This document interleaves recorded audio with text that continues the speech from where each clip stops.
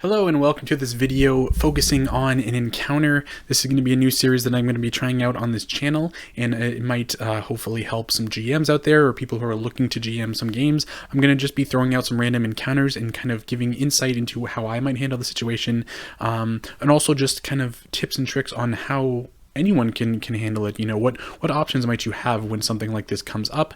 It could be planned, it could be not planned, you know, just kind of preparing yourself for certain situations. So I figured we would start out with something that I think is one of the most simple and kind of go-to encounters in Star Wars. You know, you see these all the time in the movies. It's very common to see, you know, Stormtroopers and things like that. So I think this might be a good one to start out the series. It's the first one that came to mind, so I figured I'd go over it. And so this is the Stormtrooper patrol encounter, and we're just gonna go over, you know, how you might handle this as a GM, what techniques you can use to maybe change it up. You know, have your players try different things. You know, whatever you think is gonna make the most fun for your players. So I guess, you know, first off, the situation we have here is we have 4 players.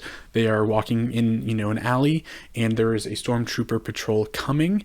And as of right now, they probably wouldn't know that the Stormtrooper patrol is coming. However, there are ways that they can check, and you can kind of throw this in whatever way that you want. I think the first way that might be good to kind of test out the waters to see if there are stormtroopers around is if a player has a comm scan, so you can scan the comms, then you might be able to kind of narrate a stormtrooper just saying something on the comms, and, you know, communicating through to another stormtrooper.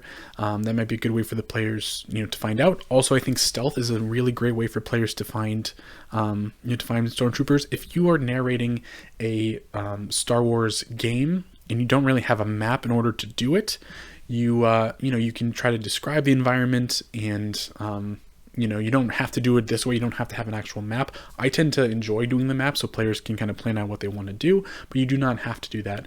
You can just say that, you know, a Stormtrooper patrol is coming, kind of give them a heads up if you want to. Or you can just surprise them. You can just do a vigilance check and, you know, see, you know, what happens from there. And the great thing about the vigilance checks, in my opinion, is you can use it for initiative of combat if you want to, but it doesn't have to be combat. It can also be just vigilance as far as seeing them coming and kind of how you react to it, and, you know, how the situation might come about. So that's another, you know, thing to think about. So vigilance is a good one to keep in mind. I think stealth is another one to keep in mind as well. And then perception, of course, is good. You know, if you can hear them talking or anything like that, hear, you know, them walking around. If you have a really good roll, you can kind of experiment with that as a GM.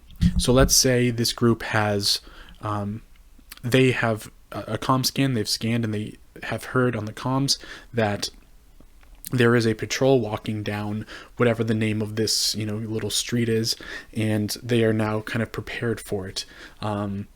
They could run away if they want to. They could just kind of wait until the patrol passes by. They could hide if they wanted to. They could perhaps try to sneak in to, you know, a nearby area. And but let's say, you know, they confront the patrol. So they come up, and then the patrol sees them and asks them to, you know, to stop. And I think one of the most common things to, you know, perhaps do if you have a Stormtrooper patrol is for them to ask for, let's say, identification, you know, from a player. So if you are a player and you're, you know, asked from a Stormtrooper to show your identification, you could use something like deception in order to lie and say that, you know, maybe you don't have your identification with you, let them by. And stormtroopers are great because they're meant to be kind of just henchmen. They're supposed to be dumb. You know, it's not supposed to be an encounter where there's too much involved as far as, you know, they're not that smart. You can fool them pretty easily. So that might be a good thing to do, trying to get them out of the situation, you know. And then obviously, you know, when I GM, one thing I like to do is I like to just look at the skills and just try to get an idea of you know, what players might do, and see if we can insert an opportunity. You don't need to tell them to do a check, but kind of, put in the opportunity. So, a couple that I might look at in a situation like this, I think cool is a really good one. So if they ask you for your identification and you don't want to seem nervous, you want to, maybe you want to give them a false identification. Maybe you have a fake ID. You can roll for cool if you want to, and then maybe they will let you go because of how relaxed you seem. They just kind of go with it. You know what I mean? So that's another one. I think charm is another good one that you could also use as well. And then of course there is the option of it turning into combat as well. So I think that's a kind of a good way to organize it. If you are the GM, don't go into it assuming that they're going to fight them. Also, don't go into it assuming that they will even see the patrol or will allow the patrol to find them. Never set up encounters to happen. More set up characters. That's kind of my number one rule. So it's kind of counterintuitive to this series. However, it's just giving you options if you are in the situation, how you might handle it as a GM. And I think it's a good place to start with encounter possibilities is Stormtroopers. So how you want to do the combat after that is really up to you. You can you can experiment. I have so I have 2 normal Stormtroopers and I have a Stormtrooper Sergeant. And if you need some stats for adversaries, there is a really great let me go to Google here. There's a really great site. It's for adversaries, and it basically shows all of them. There we go. So I think it's you can look at the website. It's swa.stoogoff, and you can pretty much get anything you want. You can get Darth Vader in here, Yoda, anything you really want.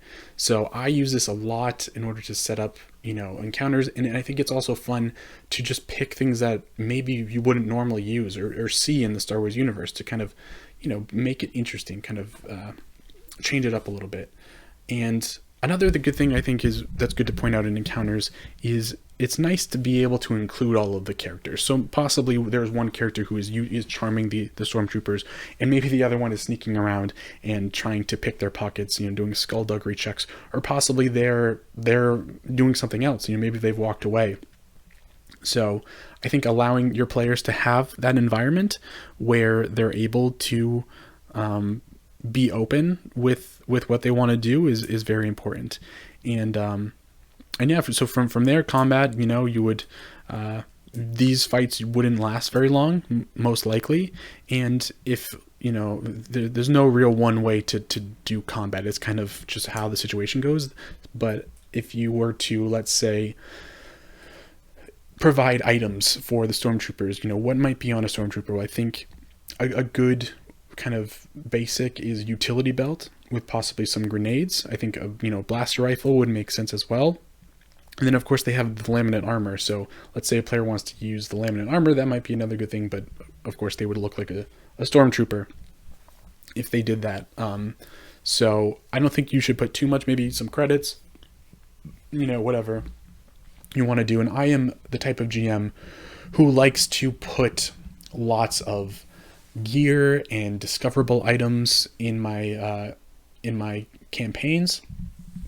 If a player wants to look around, and again, it's all about including everyone, because you'll have situations where one player just takes over a conversation, doesn't let anyone else do anything, and you want to have opportunities for people to do things. So I think again, providing that opportunity for the characters, especially if you have someone that specializes in stealth, or if you have someone who is a good talker, someone who just maybe a thug or a hired gun, combat, something for them. That's really important, in my opinion, to make sure everyone has fun. So if you are interested in using battle maps like this, I use them all the time with my campaigns. I think they really help, especially with these type of encounters when there are all these little alleyways, and it makes sense to try to maybe sneak around the Stormtroopers and you see what you can do.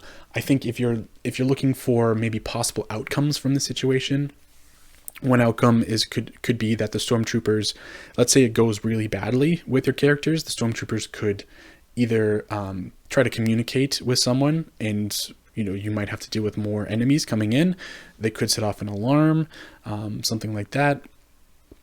So you could introduce many things. And another kind of input that I might have is you might want to prepare for those situations. Like, let's say A happens, then what is B, and then what is the kind of final, maybe the worst case scenario. Maybe we bring in a big gun here, maybe a moth will come in if it goes too badly.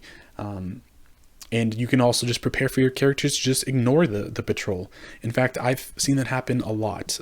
Players notice a patrol, and you've had all these preparations for them to have for there to be combat, and they just kind of sneak around, and that's fine. So the Stormtrooper patrol, I think the moral of the story is just have them ready.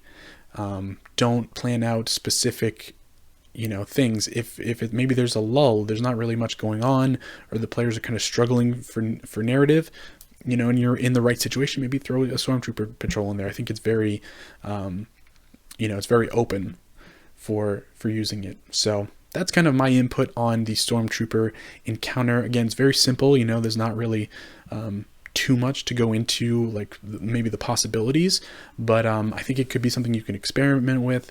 And another good thing that I think is underused maybe in some encounters, and this is kind of maybe the final thing that I wanted to go over, is to utilize gear. Players will go out and they'll do these missions or jobs, and they'll get all these credits, and they'll buy all this gear, and a lot of times they don't use it. So I think allowing them to utilize gear, maybe they can use binders in order to handcuff the stormtroopers. Maybe they should use some macro binoculars in order to see them earlier. You could have a comm jammer, or using comlinks in order to communicate with other teammates. I think using items and gear is another way to just bring life to a situation that might seem boring. It might seem very one-sided when you look at a Stormtrooper patrol. Everyone kind of has this generic idea of what it is, but you can really bring it to life with all of these things that I just went over. So thank you all so much for joining me. I hope to do some more encounter ideas, and yeah, I'll see you all soon.